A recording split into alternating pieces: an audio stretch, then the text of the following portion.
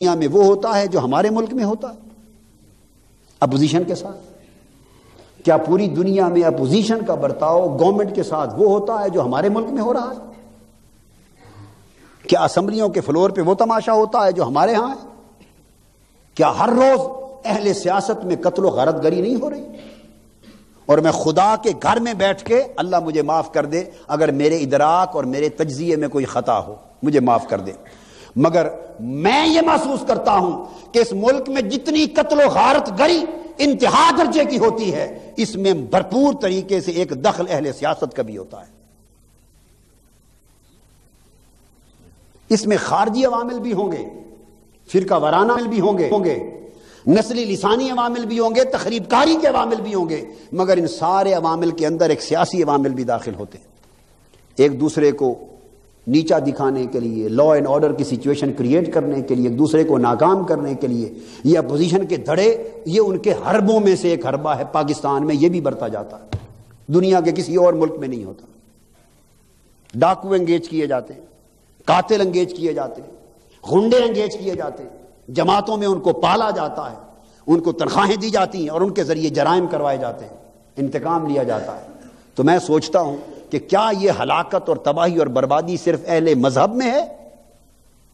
جواب آتا ہے نہیں، یہ اس ملک میں اہل سیاست میں بھی ہے۔ سیاسی لیڈر بھی یہی کچھ کرتے ہیں۔ سندھ میں کیا ہوتا ہے، پنجاب میں کیا ہو رہا ہے، سرحد میں کیا ہو رہا ہے، کراچی میں کیا ہو رہا ہے، بلوچستان میں کیا ہوتا ہے۔ تو جب سیاست میں بھی وہی طرز عمل ہے کہ ایک دوسرے کی برداشت نہیں، مذہب میں بھی وہی طرز عمل ہے کہ ایک دوسرے کی برداشت نہیں، تو پتہ یہ چلا کہ یہ خرابی بنیادی طور پر صرف اہل مذہب اور علماء طبقے کی نہیں، یہ اہل سیاست اور سیاست دانوں کی بھی ہے۔ تو یہ ساری خرابی بنیادی طور پہ اس معاشرے میں ہے، اس میں تعلیم کا فقدان ہے۔ یہ شعور اور تعلیم میں معاشرہ بہت پیچھے رہ گیا ہے، قدریں ختم ہو گئی ہیں۔ تو دراصل ایک ہمہ گیر تعلیمی اور شعوری تبدیلی کی ضرورت ہے۔ یہی وجہ ہے کہ تحریک منہاج القرآن اس نتیجے پر پہنچی کہ اس ملک کی سیاست اور اس ملک کے سو کال انتخابات اور انتخابی عمل، اس دندے میں اپنی جد و جہد کو جاری رکھنے سے 100 سال سے بھی اس ملک اور اس قوم کے لیے کوئی خیر پیدا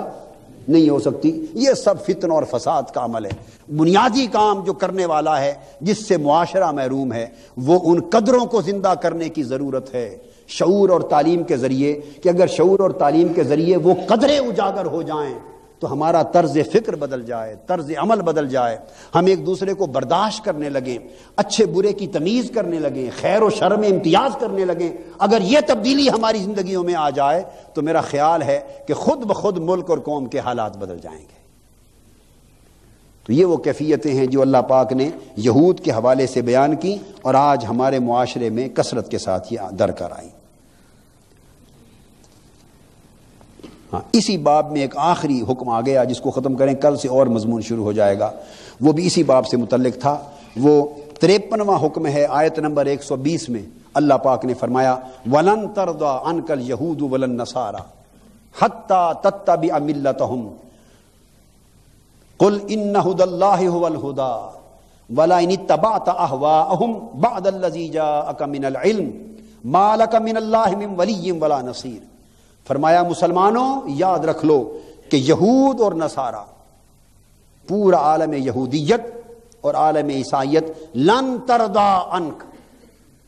وہ آپ سے کبھی راضی نہیں ہوں گے۔ یہودی اور نصرانی آپ سے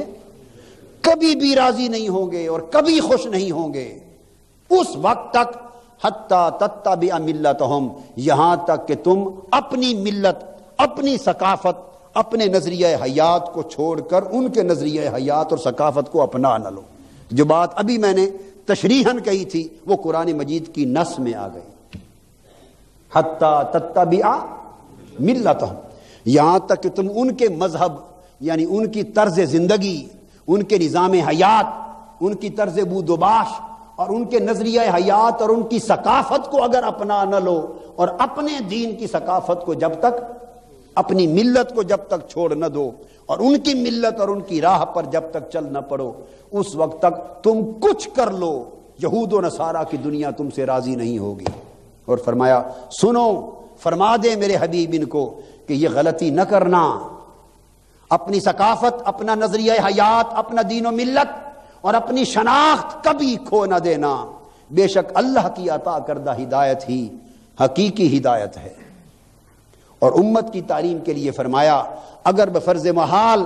آپ نے اس علم قرآن اور علم وحی کے آ جانے کے بعد ان یہود و نصارہ کی، ان غالب مغربی اقوام کی خواہش کی پیروی کر لی اور ان کے پیچھے لگ گئے، اگر تم ان کے پیچھے لگ گئے جیسا کہ ہم ان کے پیچھے آج کل لگ چکے ہیں، ہماری حکومتیں لگ گئی ہیں، لیڈر لگ گئے ہیں، اللہ نے منع فرمایا تھا وَلَئِنِ اتَّبَعْتَ أَهْوَاءَهُمْ، اگر تم نے ان کی خواہشوں کی پیروی کر لی اور ان کے پیچھے لگ گئے تو کیا ہوگا؟ پھر اللہ کا ایک ایسا عذاب آئے گا، تمہاری ہلاکت اور تباہی کا وہ مقدر تم پہ مسلط کر دیا جائے گا کہ مَا لَكَ مِنَ اللَّهِ مِن وَلِيٍّ وَلَا نَصِيرٍ، پھر اللہ کے عذاب سے نہ تمہیں کوئی دوست بچانے والا ہوگا اور نہ کوئی تمہارا مددگار ہوگا۔ ہم اپنی ملت کو چھوڑے جا رہے ہیں، ان کی باطل ملت کی طرف دوڑے جا رہے ہیں، اور نتیجتاً اللہ کا عذاب اس کی آمد ہے، اس کی لپیٹ میں ہے، اور اللہ نہ کرے کہ جب اس کی کامل لپیٹ میں آ گئے تو پھر اس دنیا میں نہ کوئی دوست ہوگا امت مسلمہ کا جو اللہ کے عذاب سے اس امت کو بچائے، نہ کوئی مددگار ہوگا۔ اللہ رب العزت ہمیں اپنی ہدایت پر قائم رہنے اور اسی پر جینے مرنے کی توفیق عطا فرمائے۔